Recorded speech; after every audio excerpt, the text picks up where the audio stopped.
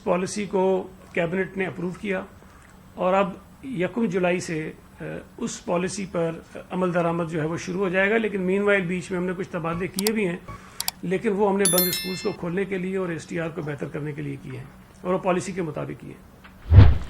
اس policy میں 3 مختلف categories ہیں اسکولس کی, گرین ہے, یلو ہے اور ریڈ ہے. تو جو ریڈ کیٹیگری ہے وہ ہے جہاں پر جو ہے ٹیچرز آلریڈی زیادہ ہیں.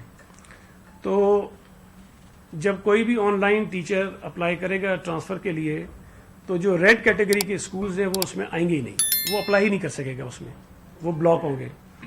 اور جو گرین ہیں, گرین وہ ہوں گے جہاں پر ٹیچرز کی شارٹیج ہوتی ہے اور ان اسکولز میں وہ ٹیچر اپلائی کر سکتے ہیں.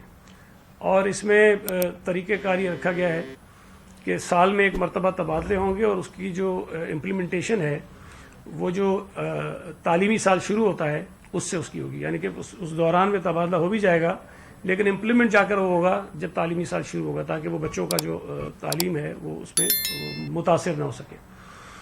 ہم نے ایک صرف اسپیس اس میں رکھی ہے جو کسی بھی وقت ہو سکتے ہیں. وہ اسکول جہاں پہ ٹیچر زیادہ ہیں وہاں سے ٹیچر کسی بھی وقت نکل سکتا ہے.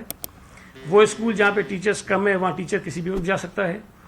اور وہ تبادلے جو ویڈ لاک پالیسی میں آتے ہوں یا کوئی بیمار ہو جاتا ہے, علیل ہوتا ہے, بہت شدید بیمار ہوتا ہے, اس قسم کے جو ہارڈ شپ کیسز ہوتے ہیں اس میں ہم تبادلے کر سکتے ہیں. تو یہ سارے پالیسی کے ہیں اور بڑی کمپریہنسو ہے. تو میں آپ کو اس کے جو بلٹس پوائنٹس ہیں وہ آپ کو بتا رہا ہوں, وہ ہم نے منظور کروائی اور میں سمجھتا ہوں کہ یہ ایک بڑی اچھی پالیسی ہے جس کے ذریعے جو بچے اسکولوں میں پڑھتے ہیں ان کی تعلیم جو متاثر ہو جاتی تھی ٹرانسفر کی وجہ سے وہ نہیں ہوگی, اور ٹیچرز اپنی خواہشات کے مطابق جو ہے وہ تبادلے نہیں کروا سکیں گے.